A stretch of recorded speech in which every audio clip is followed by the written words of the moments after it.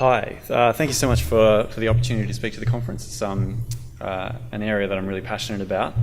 I'll try to get through this as quickly as I can because I realise I'm between you and lunch. So what I want to talk to you about today is basically building an insights-led content-first marketing strategy. It's a topic that I'm quite passionate about for a range of different reasons. So just a little bit about me and sort of why that's the case. So I'm a prolific kind of customer of the tertiary education sector. So I've got 4 degrees, 2 master's degrees, and soon a PhD, hopefully, if I get enough time. In the past, I've run insights teams for big brands, including some university clients, and then I worked on comms and media strategies agency side for Publicis Group, and there I got to build some media planning strategies for a university client. I'm a lecturer at Monash University, and then I'm also on an industry advisory board at Victoria University, which is a great experience. I worked for a time as Associate Director of Insights and Strategy at the University of Melbourne, so some of the things that I'll talk about today come from that experience. And now finally I'm the founder or co-founder with my colleagues over there in the corner of Cognitives, and we're an enterprise content marketing platform for large companies. And we work with a few university clients, some of the people in the room. So UTS we work with, and we also work with Monash University quite extensively. And here are the different universities that I've either attended or worked with.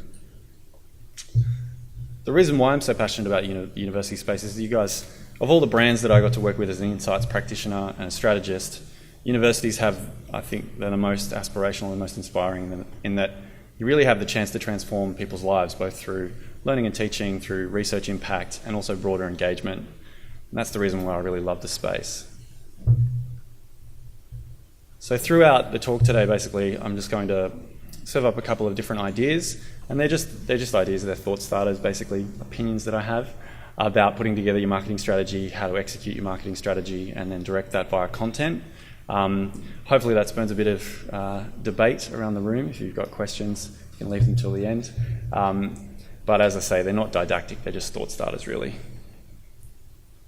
So I might start with insights practice. So as I said, I was an insights practitioner for a while, and I really loved insights work. I loved creating beautiful mind-style, crazy visualizations that look like this and getting bogged down in the data and doing lots of research and running tracking studies and a bunch of other things. Insights is the core, or great insights are the core of a great marketing strategy.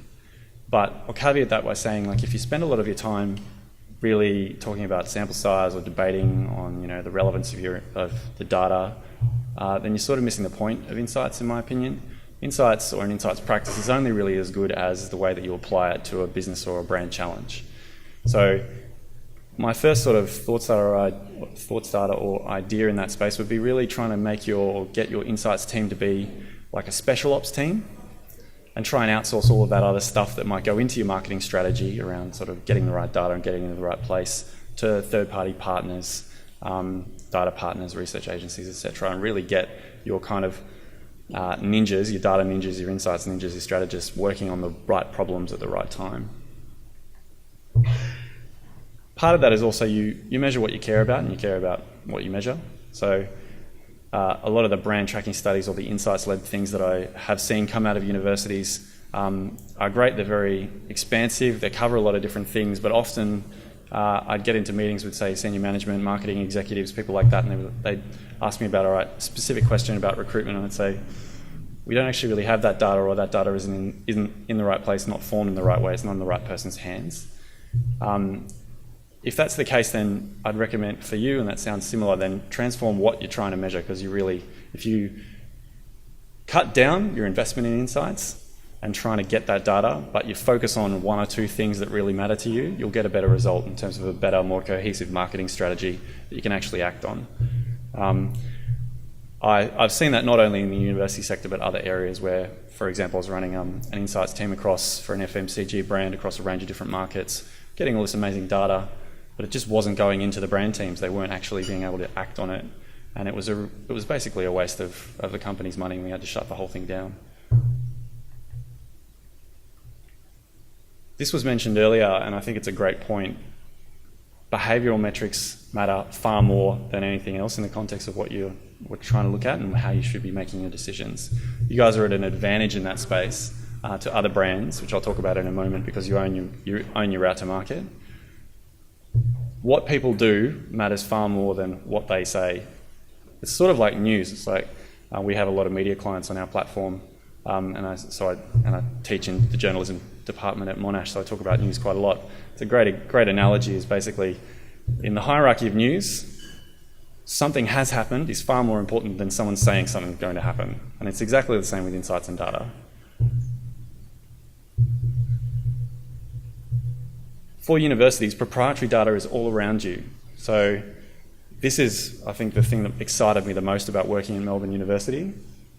At the time when I was there, the whole focus and the real area of growth was postgraduate study, probably still is in the recruitment space. But when I got there, I was, all right, this is great. Let's go and talk about, or go and meet with the people who can tell me everything that we know about our existing cohorts of students, so I can figure out how to matriculate them over or build a cohesive strategy about that. I couldn't really find that data in a simple form anywhere. And there's no real excuse for that, because that data was theirs, and it would be the same for you guys as well. If you're already down that path, sensational. If you're not, then there's no real blocker to you going and getting that data because you own it.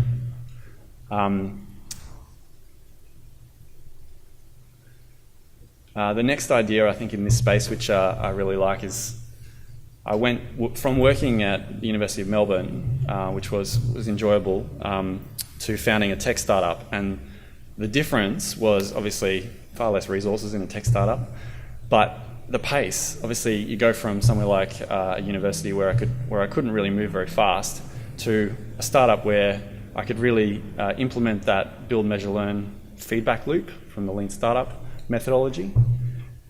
If you do that, if you really do that, then it opens up business model innovation, it opens up product innovation that's not available to you otherwise. So it's an area of potentially a competitive advantage in this space if you can move quickly on the data that you capture.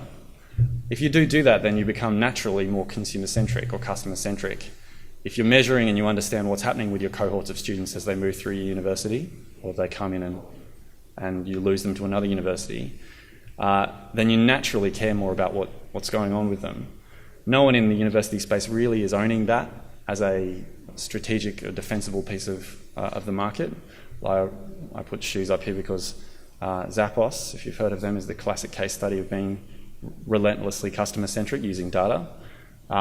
They say that they're a customer-obsessed company that happens to sell shoes. They obviously sell a bunch of other stuff now and it's moved on, but in the genesis of the story, that's who they were. If you could do that as an insights-based organisation, I think there's a real kind of area of strategic differentiation in the Australian market that could be captured. So I'll move on to strategy now.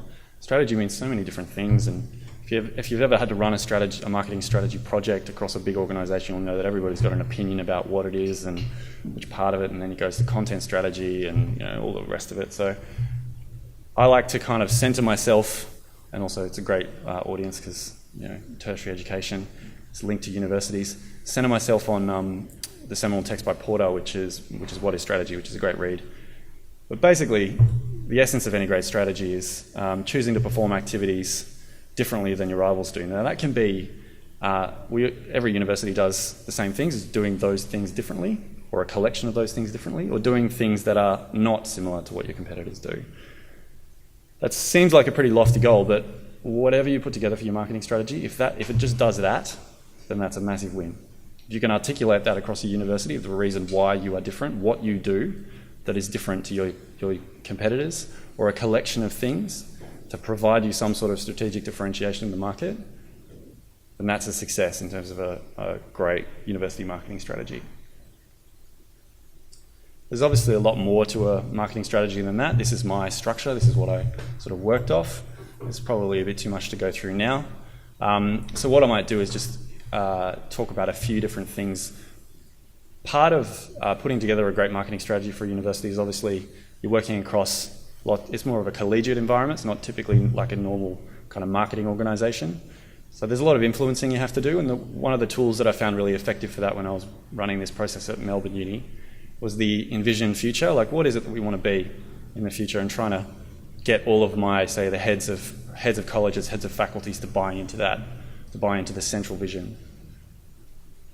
And then how that vision obviously translates across brand, recruitment, learning and teaching, research, external funding, engagement, and your people strategy.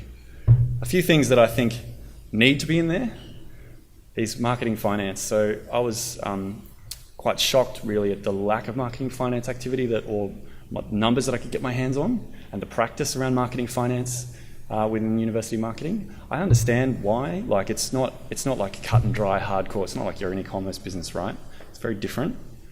But even just starting to talk about internally, I found it really helpful for my colleagues when I was working in that space about, what's my cost of lead, what's my cost of sale across faculties, across courses, all of those sort of the base marketing finance kind of metrics that you should be trying to capture. I found that really helpful, and I recommend you build that into your strategy. And the next one's it's pretty basic, but it's actual activity.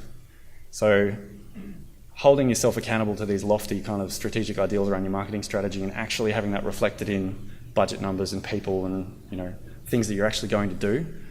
And I'm not talking so much about media spend, as more about if you determine that your strategic advantage, the thing that you want to do differently to your competitors, is to be relentlessly student focused, but you don't have a substantial investment in, say, a student success platform and then people and training and all of those things that you need to get it live, then you're kind of lying to yourself or your team about what you're actually going to achieve.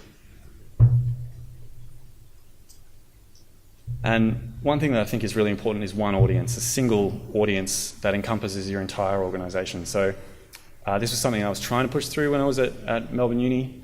We got there halfway there. It's quite hard, but I brought it with me when I built the media strategy and then took it over into the marketing strategy activity. Basically, one audience that transcends your learning and teaching targets, your recruitment targets, your research activity, and your engagement strategy. One audience that everybody can just talk about and knows and understands, and they know how that audience is different to the audience of another university or another brand or anything that defines the people that you want to communicate with and influence to engage across your different products or different areas.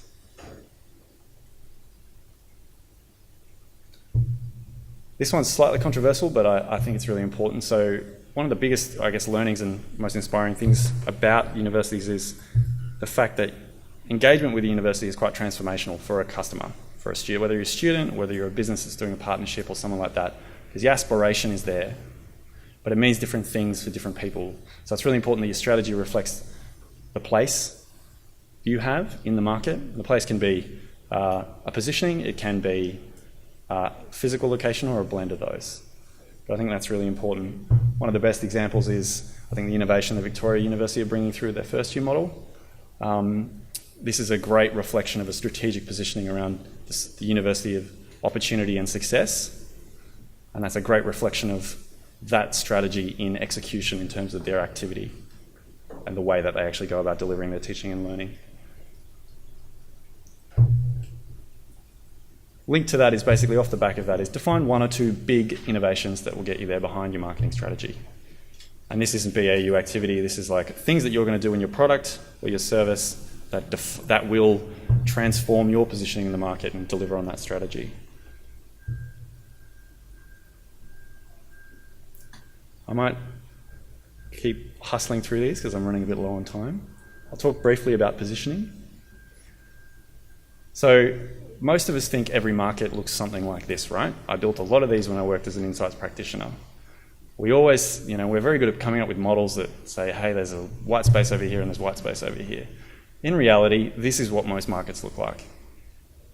I've made a lot of mistakes working as an insights practitioner where I basically sold something to a client, or I was working as an insights person and I was working off a map that looked like the previous page and it actually looked like this. And we could have saved ourselves a lot of trouble and drama, just acknowledging that most markets are more narrow than we really believe, and generally there's just one perspective on which people traverse a market. It's generally quality price related. My recommendations or ideas about positioning within the university sector is to try and stop talking about the category. The category is well known and you're all part of the category, and you benefit from, I guess, a social kind of cohesion that occurs around the category of universities. Unless you're a big spender, unless you can really do category leading advertising, don't talk about category norms. You'll probably waste your money. If you're wondering how to land on a great positioning, I really like the leading edge approach to the way they build brand platforms, which is where you take a consumer truth and link it to a product or brand truth that you can leverage. Generally, you work with your agencies to build this, and then I liked combining it with the challenger mindset. I think challenger brand positionings are generally quite good, and it's very easy for people to get behind them. If you're not familiar with this, there's a couple of great books out there written by the guys from Eat Big Fish, branding consultancy. I'm with the crowd on this one. I think branded houses are better houses. Every time you dilute your architecture, we're not a high spending category, we're not the Toyotas of the world, like we don't have that much cash in terms of above the line. Every time you dilute the brand, you weaken your message. So that dollar is weakened every time you dilute your brand architecture. So the example we always brought up was Melbourne University School of Design, and we were always kind of debating with them about, can we just bring you guys in, because I think it would be better for all of us, and they wanted to be out on their own. Obviously, you're not always going to win those battles, but it's good to try and make the case.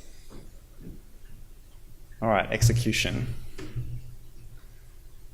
I think, this is opinion, you should delineate your roles. Brand marketing should be a centralised marketing function, and product should be faculty focused. A couple of different reasons for that. One of the main ones is expertise. Like, you can't possibly know about the suite of things going on within a university. It's better to delineate. And also, this is related to a learning through software marketing as well, where product marketing is quite a strong practice. But what I really mean by that is central marketing, or people who are responsible for the brand, are responsible for getting people excited about the aspiration of affiliation with university brand. It's all about transformation, storytelling, particularly in recruitment, but also in your research and your engagement strategies. Once you've done that job as a central marketing person, you then hand them over to people in the faculties, and it's their job to define what is inside or outside of the box being, say, a course or a specific research centre or whatever it is you're trying to sell. It's their job to say, this is why what we do is far better than the competition. Why is this different? Why is that going to deliver on the brand message? The next one is get a sales team. Whatever euphemism goes around how students are brought into the university is the primary point. The sales team is whoever you drop off your course inquiries to, right? And I think salespeople within universities could be a real benefit if you incentivise them based on student feedback, student success, net promoter scores around how students go through university experience. I think it would be a fantastic evolution. And linked to that would be student success as a marketing and sales function. So this is also linked to a learning from the software world. Darren actually mentioned it. He said he's looking to bring on a large content platform, which I hope would be mine, but it doesn't sound like it's going to be. And the most important part was the training, the onboarding, what we call in software the customer success process. How successful are they on the platform? Bringing something like that or that methodology into the university system, I think, would be really important. Part I want to finish on is content. The way that we communicate has fundamentally changed. So in the past, we used to build, say, 4 or 5 TVCs over a standard calendar year and a range of attendant content that would come off those in the form of billboards and print ads and a range of other things. Doing that was very easy to keep your content as part of marketing on brand. Now, the world has totally shifted, and we all know this. Universities are actually sort of have a quirk in the media mix that obviously means that content is a larger portion of what you guys do, from all the publishing that goes on within universities and all the magazines and things. So you probably you're more aware of this than many other companies and organisations. The reality is we're producing so much content across not only central but then also across all the different faculties. So what should you do about it? You need to create what we call a content engine.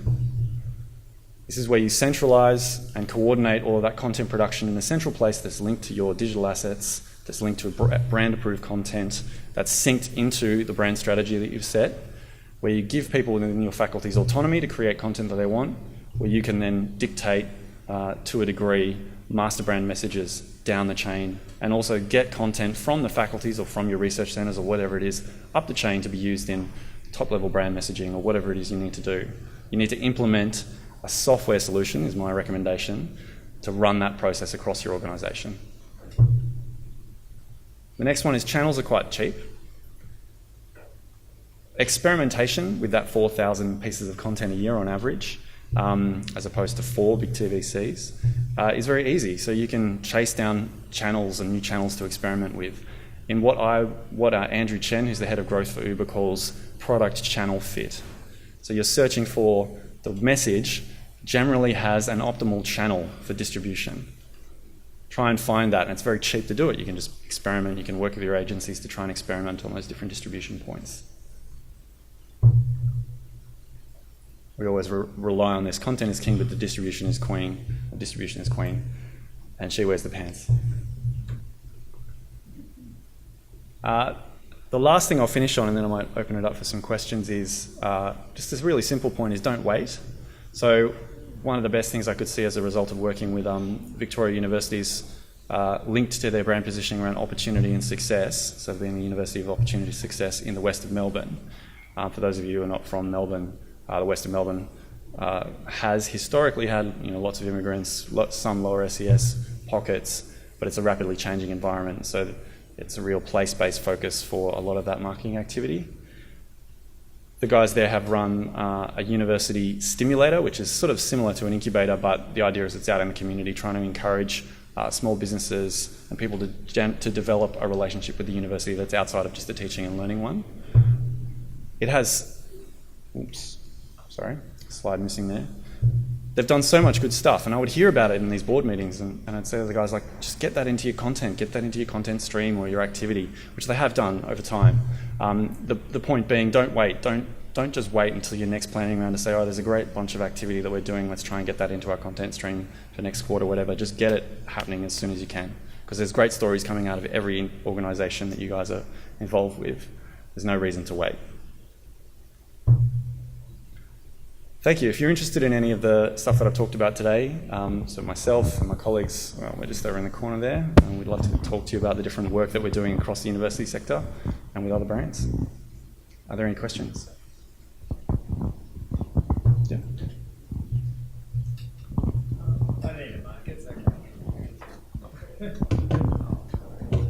Just for people at the back there. Thanks. Sorry, Garrett from Pollinate. It's interesting your points about knowing your place, what you can do, and making sure that your strategy is unique in the market, but focusing on getting you out there. How much time do you think you need to spend around that competitor and market analysis then to make sure that you are unique?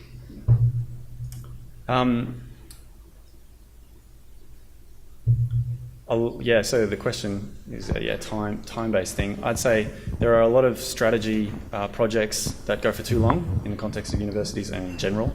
I think I was working at Melbourne Uni. They were working on their engagement strategy for like a year, which I thought was too long. But that's different. That's not marketing activity. I'd say you could probably answer, in terms of positioning and what you do differently, a university could probably answer that right now. You'd probably just be able to answer it, right? So I don't reckon you need to overthink these things. What you should probably spend time on is what you're going to do and trying to make sure that you can either deliver on that or you've got buy-in from, because universities are a slow-moving beast. There's lots of people. It's more like a cabinet kind of. It's collegiate. It's not like CEO top-down, we're going to move and do this, right? So that's where I reckon you should probably spend your time.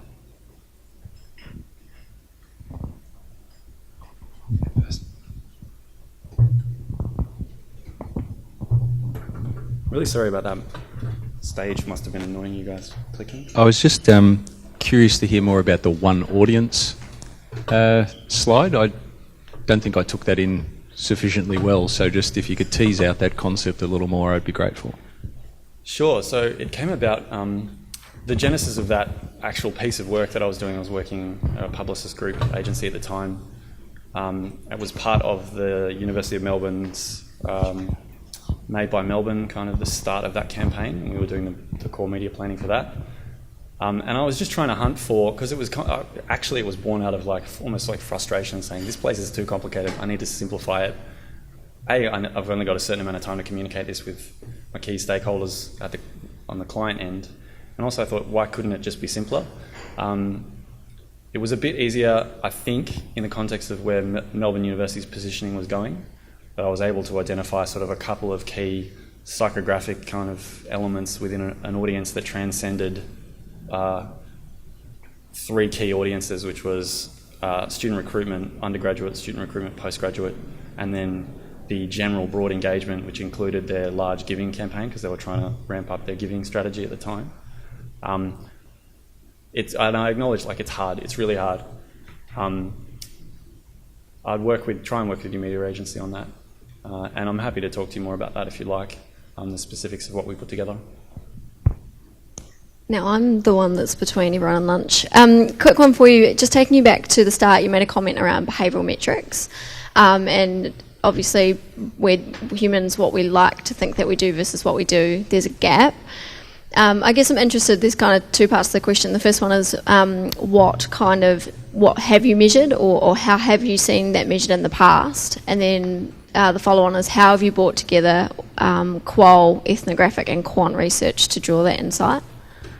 That's a big question. Haha. So the first part, I don't collect that information on behalf of universities now.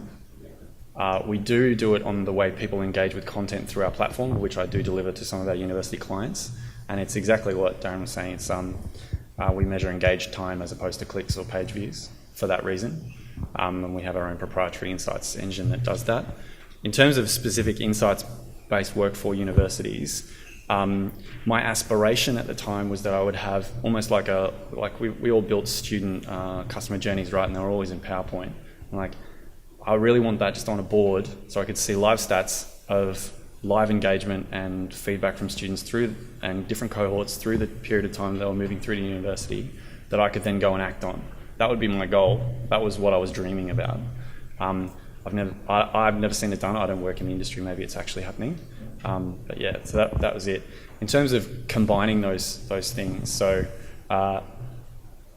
apart from basic combinations of using quant to direct your thinking and then using qual to deep dive into the why, I don't have any specific kind of mind-blowing insights for you in that space, other than great agencies are your best partner in that regard, like getting a really good qual agency that can deep dive into the reasons why. Those guys are worth their weight in gold.